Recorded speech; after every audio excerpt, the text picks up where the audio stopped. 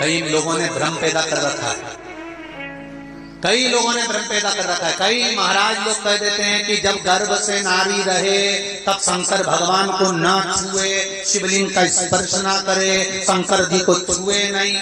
ना जाने कौन सा महाराज ने कह दिया, एक आध बार मिल जाए तो पकड़ के सीओ लिया।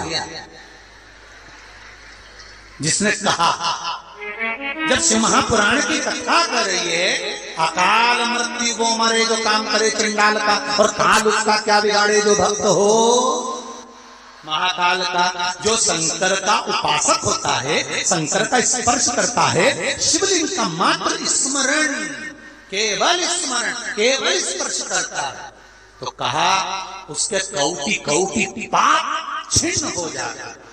तो गर्भस्थ नारी, अरे भाई लिंगायत संप्रदाय का वर्णन हिंगोली से करा था, परली से करा था कि लिंगायत संप्रदाय में शिवलिंग को मानते हैं।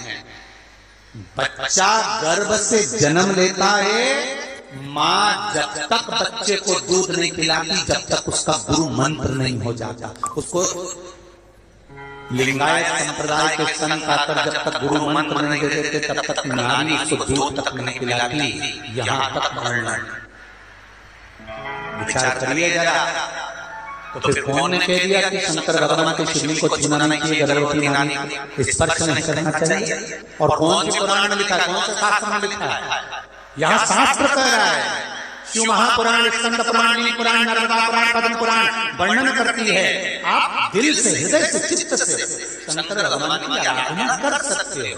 हाँ, नारी अगर गर्भस्थ बालक है और उसको चिंता है, बहुत टेंशन है, उसके साथ शिव की आराधना कर रही है, तो बाबा के ऊपर एक बेलपत्र भी अगर वो चढ़ा रही है चावल के दाने के साथ, तो ये निश्चित है कि स्वधा उसके गर्भ की रक्षा करती है और बच्चा समाप्त नहीं हो सकता। ये निश्चित है। स्वधा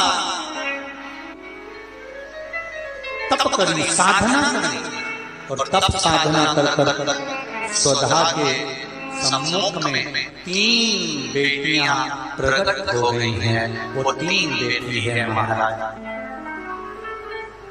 3 बेटी प्रकट।